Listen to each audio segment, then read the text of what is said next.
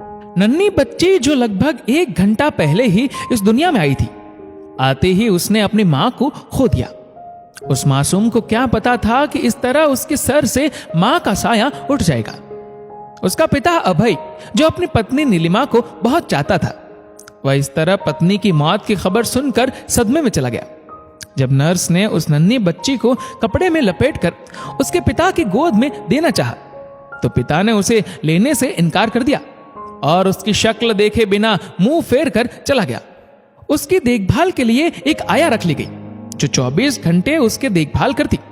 2-3 साल के बाद वह आया वो शहर छोड़ गई।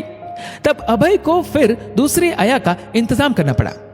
इस तरह से जब वह 10-12 साल की हो गई, तब अपनी देखभाल खुद ही कर लेती थी और अभय को आया की जरूरत महसूस ना हुई तो उसने आया को निकाल दिया। वह कभी अपनी बच्ची से प्यार से बात न करता। वह अपनी पत्नी नीलिमा की मौत की वजह अवनी को ही समझता था, इसलिए उसे मनहूस समझता था। अवनी भी उससे डरी डरी रहती थी। अवनी अब 20 साल की हो चुकी थी। अब अवनी ने अपना ग्रेजुएशन पूरा कर लिया तो उसके पिता ने उसके रिश्ते के लिए घर देखने शुरू कर दिया।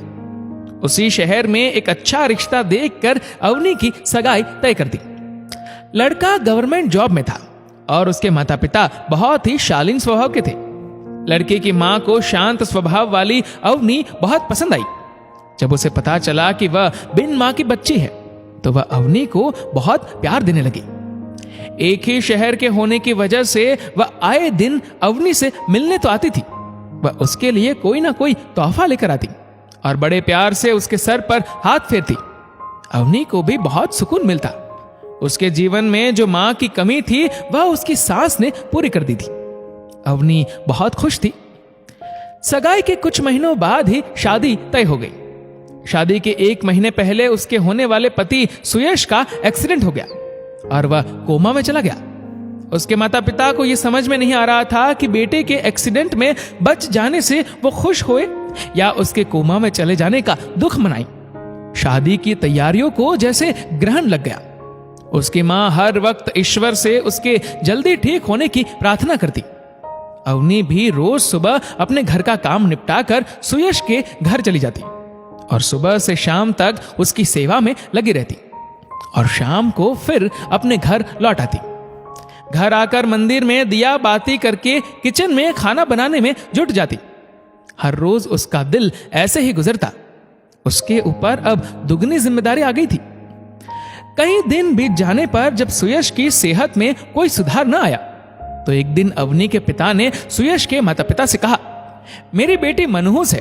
वह पैदा होते ही अपनी मां को खा गई और सगाई के बाद उसकी वजह से आपके बेटे का यह हाल हो गया। उसके लिए मैं आपसे माफी चाहता हूं। यह सुनकर सुयश की मां के पैरों तले जमीन खिसक गई और वह अवनी के पिता से बोली, भाई साहब, आप कैसी बातें कर रहे हो? आप अपनी ही बेटी के बारे में ऐसा बोल रहे हो? उसमें उस मासूम का क्या कसूर?